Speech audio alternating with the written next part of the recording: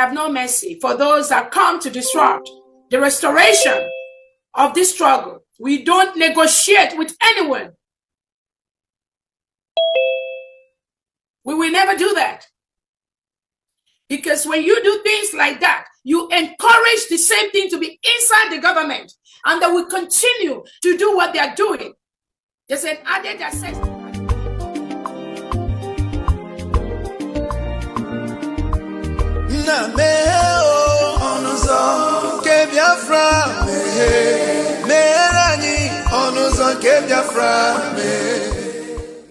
Welcome, fellow Biafrans, lovers of freedom across the world. I welcome you once again to this amazing platform where we bring you information that has to do with the United States of Biafra. Information coming from the right source. In this platform, we promote and support the restoration fully and recognition of the United States of Biafra under our Prime Minister, Mazi Simon Ekpa, and of the Supreme Commander of Mazi Nandekano. Today, under the leadership of Dr. Ngozi Orabweze, the Deputy Prime Minister. Wherever you are and you're watching this program, I welcome you. Please like and share to all platforms. In this program, we will be continue to show you information that are coming from all angles, more especially things that have to do with the Biafran territory, regardless where it is, whether in the east, in the west, in the north, in the south. We bring it before you so that you can digest it and have a rethink and know where you stand. The only thing that can guarantee our freedom in that contraption called Nigeria is Biafra. It is either Biafra or nothing. And wherever you are, continue to support the United States of Biafra. That is the only way to go. That is the only way you can have good economy and have security. Regardless what you see today, do not get distracted. Do not get bemoved. Continue to stand your ground, to demand for self-determination because it is your right. Do not allow anyone to take away the right to self-determination, the right to self-defense, and the right to life from you. Kindly watch this video for more wisdom. Let's watch. 50 years since Biafra, a new separatist movement is making its voice heard in Nigeria. We'll examine the legacy of that conflict and ask why Africa has such a grim history of civil war. I'm Shuli Ghosh, and this is Instigate.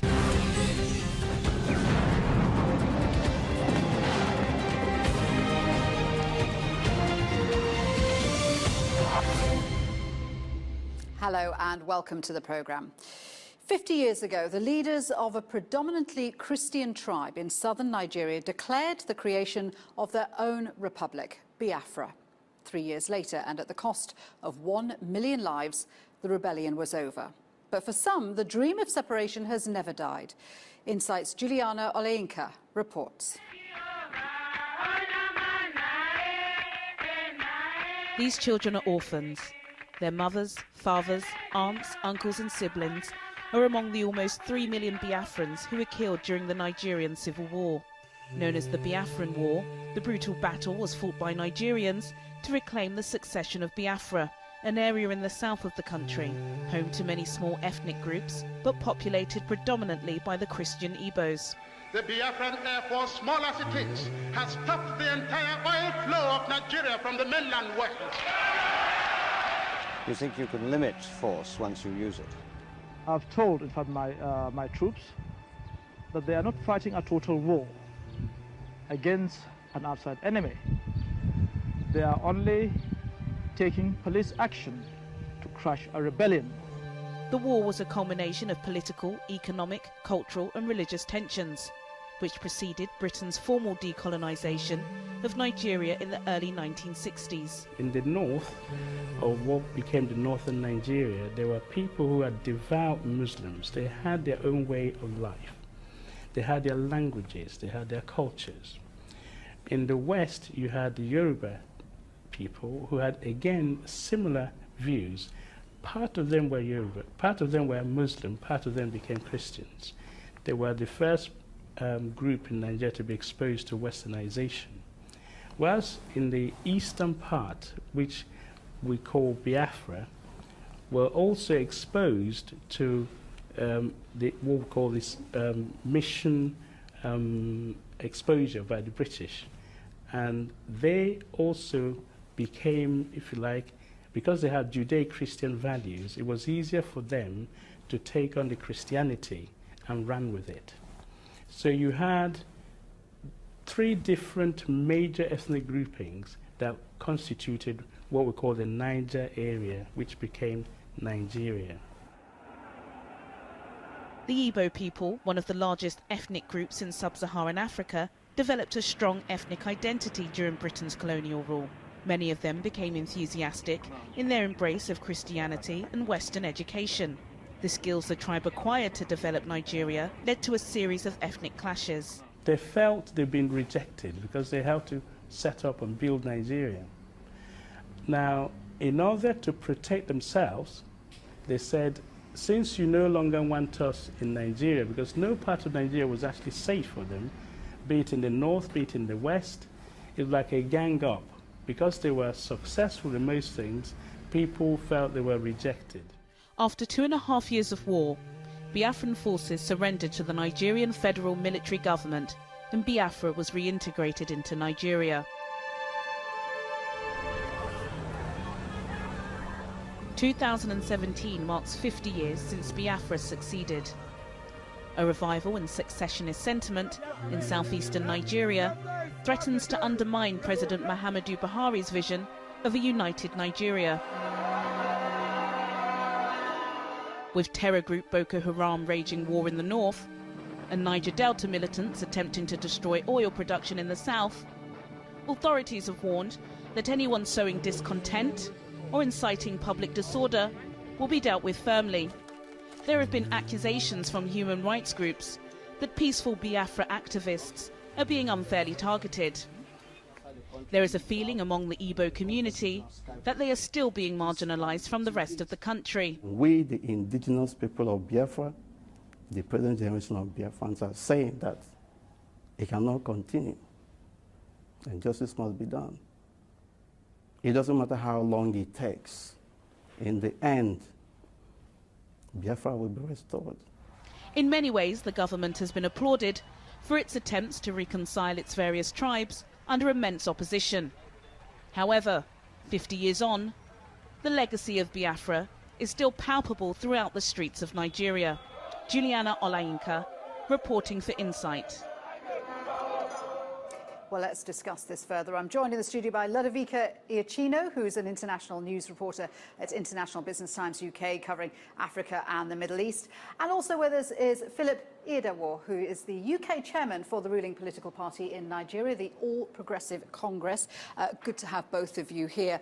So this was clearly a very dark time in Nigeria's history. Philip, as a Nigerian, what does it mean to you? Well, I mean, I think that let's look at where we are at as a country. I think we've moved a long way since the Biafran War 50 years ago.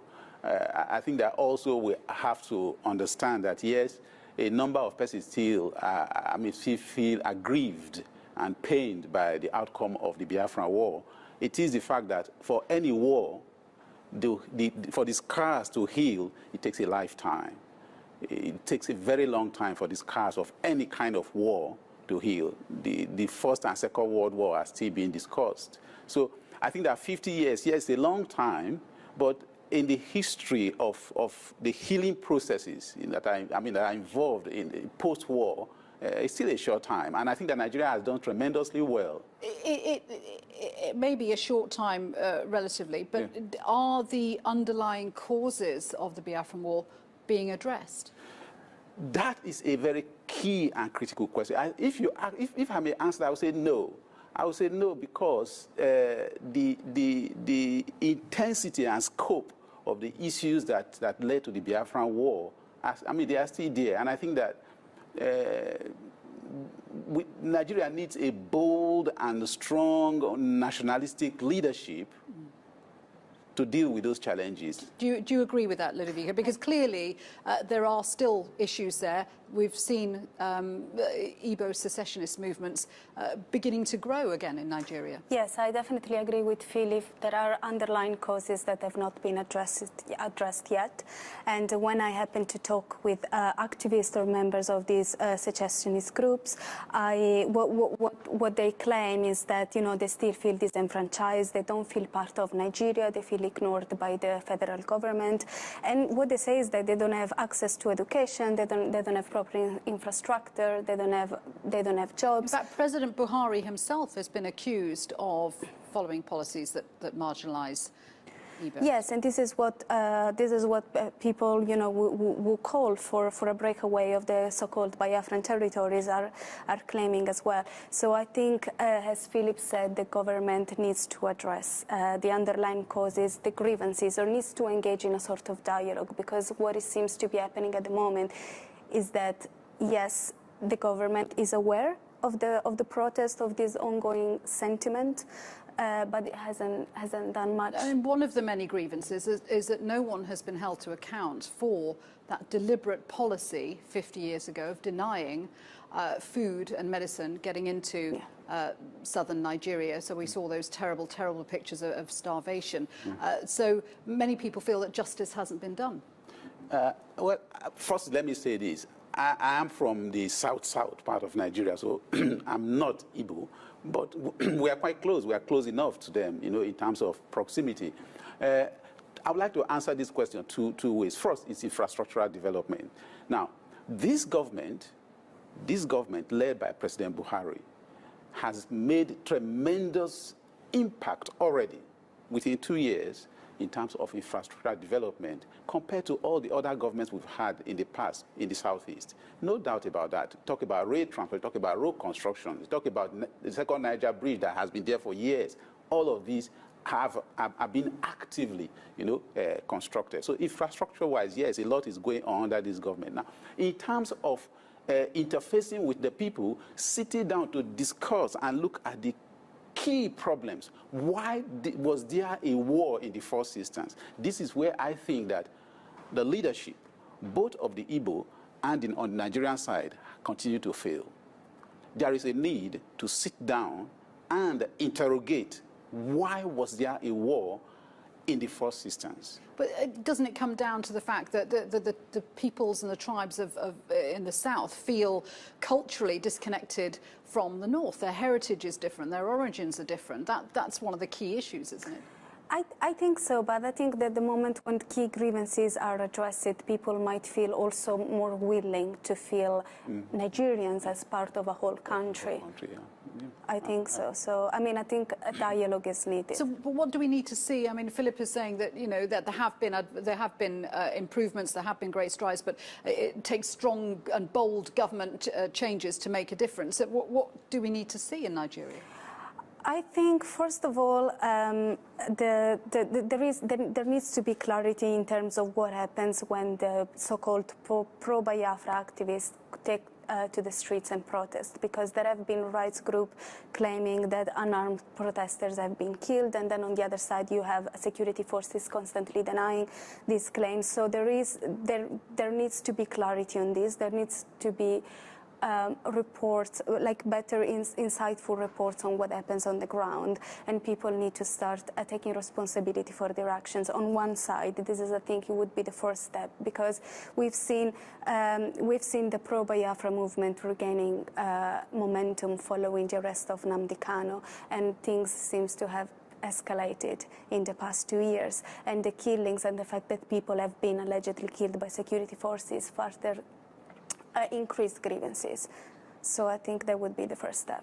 So, Philip, what do you think are the prospects for Nigeria, the issue of Biafra? What can southern indigenous people hope for in Nigeria? My personal feeling and views are this, that Nigeria has a great future. A. B, I don't see Nigeria of 2017, with the possibility of breakup. All right. But I also think that there is the need to sit down and look at the issues. One. Two, there is the need, you asked the question about people being held to account. Being held to account does not necessarily mean being punished. There is a need to simply say, I am sorry, from both sides. I don't think that the fault, at least from what I have read, of all that happened, and I was a child when the Biafra War took place, I think that from both sides there were errors and there were mistakes and there were steps taken by both sides that hurt the feelings and the relationship between ethnic groups, in Nigeria. Nigeria is not made up of just 3 tribes. It's made up of a huge number, over 250 or 280 Absolutely. tribes. So it's a huge challenge for any government. But it is a willingness to say, look, we need to sit down and build a nation out of these multi-ethnic nationality groups. And we're going to talk more about tribal divisions after this short break. But both of you, for the moment, thank you very much indeed Thank you for very that. much, Sylvia. You're watching Insight. Coming up, a look back at the legacy of Africa's civil wars. Stay with us.